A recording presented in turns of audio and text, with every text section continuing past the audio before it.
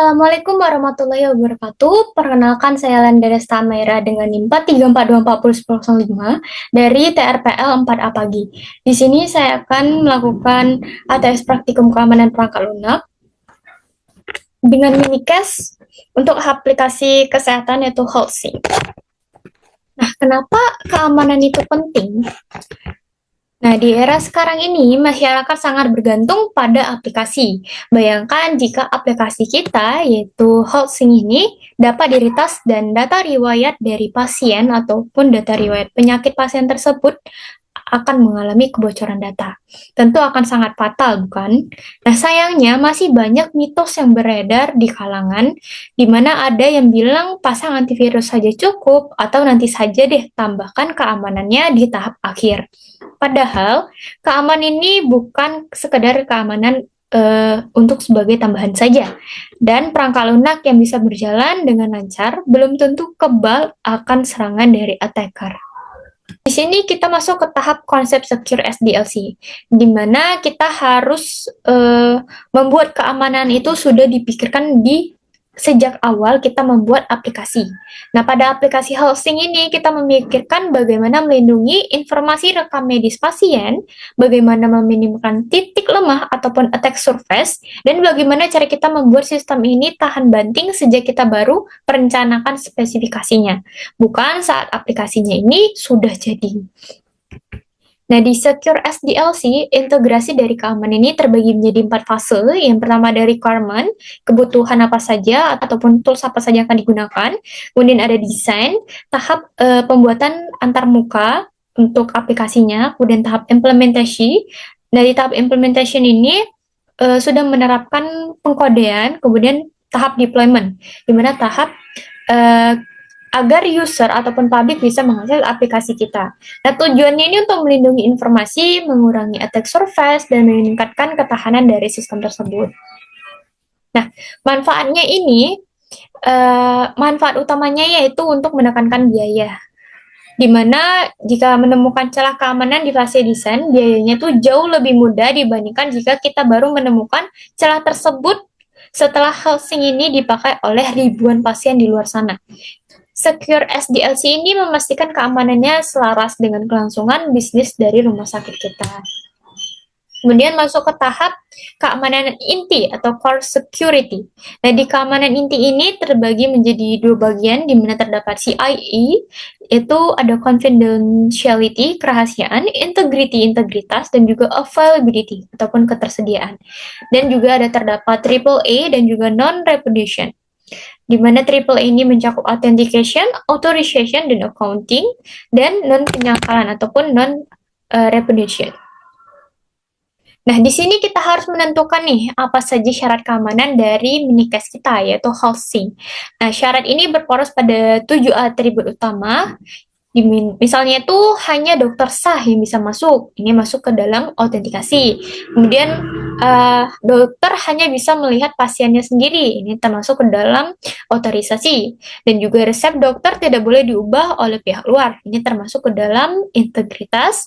Dan sistem juga harus mencatat ataupun terdapat log activity, di mana jejak aktivitas dari dokter tersebut agar ia tidak bisa menyangkal tindakannya. Nah, ini termasuk ke non-repudiation. Kemudian pada tahap klasifikasi data, di HealthSync ini data rekam medisnya tergolong data sensitif yang sangat tinggi, di mana data ini wajib dienkripsi, baik saat disimpan di database maupun saat dikirimkan ke aplikasi seluruh pasien, serta mematuhi hukum privasi yang juga berlaku. Kemudian di tahap use case manajemen risiko, jika use case ini mengatur cara dokter untuk melihat data, nah use case ini membayangkan bagaimana seorang peretas mencoba mencuri data tersebut. Dari sini kita akan melakukan manajemen risiko. Apakah risiko tersebut atau risiko dari peretasan tersebut mau kita hindari, mau kita mitigasi, ataupun mau kita transfer ke pihak ketiga atau dapat kita terima. Namun, untuk minikasi kita, yaitu housing ini, risikonya ini tentu wajib kita mitigasi, di mana tahap mitigasi ini kita harus mengidentifikasi dulu risiko awalnya, kemudian menganalisis risiko apa saja yang akan memungkinkan, dan juga tahap terakhir yaitu memitigasi, di mana kita akan mencari jalan keluar dari risiko tersebut. Kemudian tahap security by design and self-self. Nah, di tahap ini menerapkan security by design dan self security, yang artinya kita akan menggeser fokus keamanan ke awal proses. Daripada pusing karena bug injeksi SQL muncul di akhir pembuatan housing, kita desain validasi masukannya itu di sejak awal kita membuat aplikasi. Nah, ini berlaku juga prinsip zero trust, di mana jangan percaya siapapun secara default. Kemudian pada tahap desain keamanan, core dan additional. Nah, di sini sistem keamanannya itu kita bagi menjadi dua, di mana terdapat desain inti dan juga desain tambahan. Di desain inti ini memastikan password dienkripsi dan otorisasi yang terstruktur.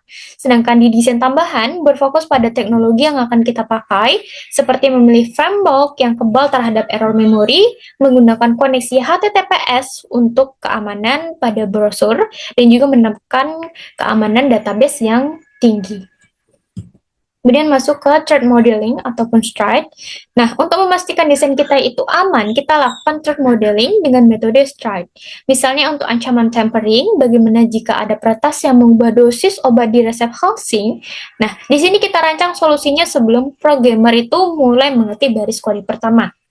Nah, kepanjangan dari STRIDE ini adalah yang pertama spoofing, yaitu authentication, terus ada tampering untuk integrity, repudiation untuk non-repudiation, kemudian information discourse untuk confidentiality ataupun kerahasiaan, kemudian ada denial of service untuk availability ataupun ketersediaan, dan elevation of privilege untuk otorisasi. Kemudian masuk ke tahap identifikasi kerentanan atau vulnerability. Nah, ini adalah tahap pengembangan atau penulisan kode, di mana developer housing harus sangat paham mengenai apa itu kerentanan. Sebuah kelalaian yang kecil saja, seperti tidak membatasi panjang input nama ataupun inputan dari umur, dan lain-lain, bisa menyebabkan aplikasi dari housing ini buffer overload ataupun sistemnya akan mati mendadak.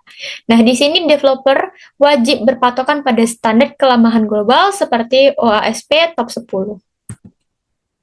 Kemudian pada secure coding standard, agar terhindar dari celah, tim pengembang menerapkan secure coding berdasarkan standar SAERT dan juga OASP. Semua masukan dari pasien harus divalidasi dan juga disanitasi. Selain itu, praktik pengkodean yang baik membutuhkan SOP yang jelas. Programmer tidak boleh egois, di mana programmer ini tidak boleh membuat kode yang rumit, namun tetap terdokumentasi untuk tidak menyusahkan tim di masa yang akan datang. Kemudian tahap terakhir yaitu ada secure environment. Nah, di sini penulisan kode harus dianalisis secara statis dan melewati peer review. Namun, kode yang aman percuma jika server atau tempat penyimpanannya itu ternyata rapuh. Oleh karena itu, kita harus membangun lingkungan yang aman, akses file dan host dibatasi juga dengan ACL yang ketat, kemudian dilacak menggunakan version control dan kompilasi secara otomatis. Baik, kesimpulannya, keamanan perangkat lunak itu seperti yang kita terapkan pada studi kasus housing ini, bukanlah sekadar fitur pelengkap dan ditempel di akhir pembuatan aplikasi saja.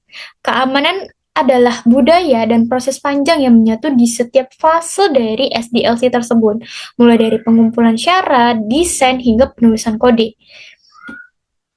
Nah, jadi untuk keamanan perangkat lunak ini sebaiknya diterapkan pada tahap awal kita membangun aplikasi, bukan di tahap akhir saja. Baik, demikian pemaparan dari saya.